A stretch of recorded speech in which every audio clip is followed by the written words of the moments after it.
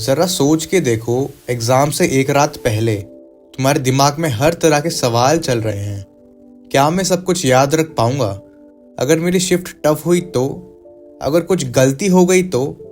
और जब exam hall में बैठते हो तभी एंजाइटी और प्रेशर अपनी पीक पर होता है। ये प्रेशर, ये टेंशन सबको होता है, बट फिर एक रैंकर और एक एवरेज स्टूडेंट में फर्क क्या है? फर्क होता है माइंड कंट्रोल का। एक रैंकर अपनी एनर्जी और फोकस को कंट्रोल करता है और वही उसे एज देता है। आज की वीडियो में हम बात करेंगे कैसे जेईई मेन सिर्फ एक एकेडमिक बैटल नहीं बल्कि एक साइकोलॉजिकल बैटल भी है। और अगर तुमने अपना दिमाग जीत लिया ना, तो जेईई क्रैक करना तुम्हारे लिए सिर्फ एक फॉर्मेलिटी बन जाएगा। So let's study the game of this mind and बात करते हैं कैसे इससे जीता जाए। Also this video is very much different from the usual road maps you will find on YouTube, इसलिए एंड तक जरूर देखना। सबसे पहला स्टेप है अपने गोल्स को क्लियर करना। सिर्फ आईआईटी जाना है सोचना काफी नहीं है। अपने गोल को स्पेसिफिक बनाओ। मुझे अपने फर्स्ट अटेम्प्ट में 99 प्लस परसेंटाइल लानी है। जब तुम्हारा गोल क्लियर होता है तब तुम्हारे सबकॉन्शियस माइंड को पता होता है कि उस गोल तक कैसे पहुंचा जाए।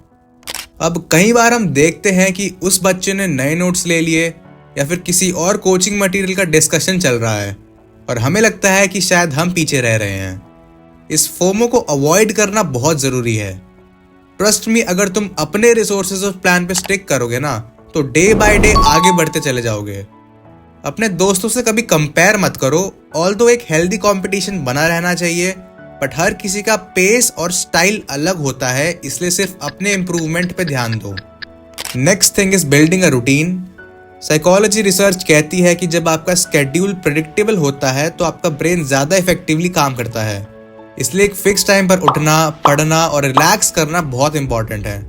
और हाँ, 6 से 7 घंटे की नींद लेना कंपलसरी है। स्लीप डिप्रिवेशन तुम्हारी परफॉर्मेंस को खत्म कर देता है। ये लो उसका सबूत। लगता था। एक बार मैंने एक गलती भी कही थी कि 1-1.5 महीने मैंने अपनी स्लीप कट करना स्टार्ट कर दी थी, जो अरे गलत नहीं जो नहीं गलत नहीं था। नहीं नहीं जो ये गलत था। कब का टाइम था? ये था नवंबर के आसपास time. November in class 12th? हाँ, 12th में। कितना स्लीप कट कर रहे थे? 4-4.5 घंटे की स्लीप हो गई थी। बाप रे। और ये डेफिनेटली बता रहा हूँ, ये सस्टेनेबल नहीं है। हाँ, मतलब इस टाइम में जो पढ़ा था वो इतने ज़्यादा रिटेन नहीं हो पाया। बिल्कुल वही। एक्चुअली में क्या होता है ना कि आप अपनी ईगो तो सेटिस्फाई कर ले जाते हो कि यार कि मैंने अब भाई 18 घंटे पढ़ लिया, 20 घंटे पढ़ लिया, ये आप ईगो सेटिस्फाई कर जाते हो अपने। लेकिन 2 दिन या 3 दिन के अंदर ही आपकी बॉडी जवाब देना स्टार्ट कर देती है। और प्रॉब्लम क्या होता है ना, मैंने कई बच्चों को ऐसे देखा भी है करते हुए। एक्चुअली मैंने आपकी बॉडी साइन देती है कि भाई कि नहीं हो रहा है, लेकिन आप अगर उन साइन को नहीं पकड़ रहे हो ना, तो डेफिनेटली आप अपने आप को बहुत बड़ा लॉस क्रिएट कर रहे हो। ठीक है, Now let's discuss some solutions to the problem we have. Number 1 is block scheduling for deep work. Focus study के लिए तुम्हें deep work करना पड़ेगा। एक दिन में स्पेसिफिक ब्लॉक सेट करो जिसमें सिर्फ एक सब्जेक्ट पढ़ो। फॉर एग्जाम्पल, मॉर्निंग में सिर्फ फिजिक्स और आफ्टरनून में सिर्फ मैथ्स। दिन के पहले हाफ में टफ सब्जेक्ट्स को प्रायोरिटी दो, क्योंकि तब एनर्जी और फोकस सबसे हाई होता है। शाम के ब्लॉक्स में रिवीजन या फिर ईजियर टॉपिक्स पे फोकस करो। इससे मल्टीटास्किंग के नेगेटिव इफेक्ट्स कम हो जाते हैं और तुम्हारे ब्रेन एक रूटीन डेवलप करता है जिससे अपने परफॉर्मेंस को पीक पर रखना इजी हो जाता है। Number 2 is manifestation. मैनिफेस्टेशन का मतलब होता है अपने गोल्स को विजुअलाइज करना और उन्हें रियलिटी बनाने के लिए अपने सबकॉन्शियस माइंड को ट्रेन करना। रोज सुबह या रात को सिर्फ 5 मिनट के लिए इमेजिन करो कि तुम कॉन्फिडेंटली एग्जाम दे रहे हो, पेपर सॉल्व कर रहे हो और अपनी डिजायर्ड परसेंटाइल अचीव कर रहे हो। साथ ही पॉजिटिव अफर्मेशंस को रिपीट करो, जैसे I am focused, I am capable and I will crack JEE 2025। ये अफर्मेशंस आपके दिमाग से सेल्फ डाउट को हटाकर कॉन्फिडेंस और क्लैरिटी को बढ़ाते हैं। रिमेंबर, मैनिफेस्टेशन वर्क्स बेस्ट जब आप कंसिस्टेंट एफर्ट के साथ इस प्रैक्टिस को कंबाइन करते हो। Number 3 is micro goals. Instead of thinking about the whole syllabus, break it down into daily and weekly targets. हर छोटा गोल अचीव करने पर अपने आप को रिवॉर्ड करो। It can be as simple as watching an episode of your favourite series. Last and the final point is test mode practice. Daily practice के वक्त अपने आप को एग्जाम लाइक कंडीशंस में डालो। टाइमर लगाओ, डिस्ट्रैक्शंस को हटाओ और पूरा मॉक पेपर सॉल्व करो। इससे आपका ब्रेन एग्जाम के स्ट्रेस के लिए पहले से ट्रेंड हो जाता है।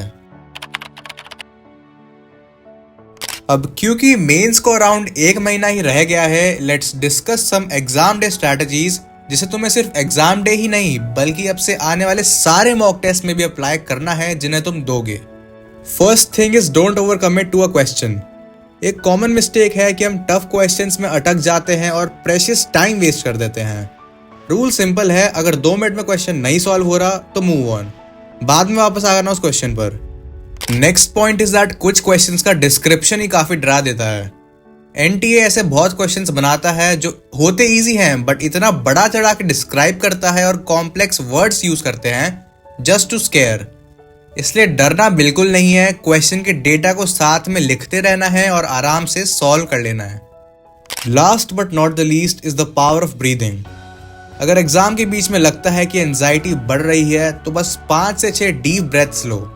डीप ब्रीदिंग का सीधा इम्पैक्ट होता है तुम्हारे ब्रेन पे। It helps you relax and think clearly. तो दोस्तों, जेई की तैयारी में जितनी बुक्स और कोचिंग जरूरी है उतना ही जरूरी है आपका माइंडसेट और साइकोलॉजी का बैलेंस। याद रखो, एक सही डायरेक्शन के साथ ही तुम्हारा कॉन्फिडेंस और फोकस तुम्हें आगे ले जाएगा।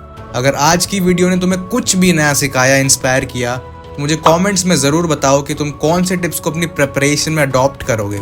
ऑल्सो वीडियो को लाइक करना मत भूलना ताकि तुम्हें और ऐसे वैल्यूएबल टिप्स टाइम पर मिलते रहें। तो मिलते रहेंगे वीडियोस में। Till then stay tuned and subscribe.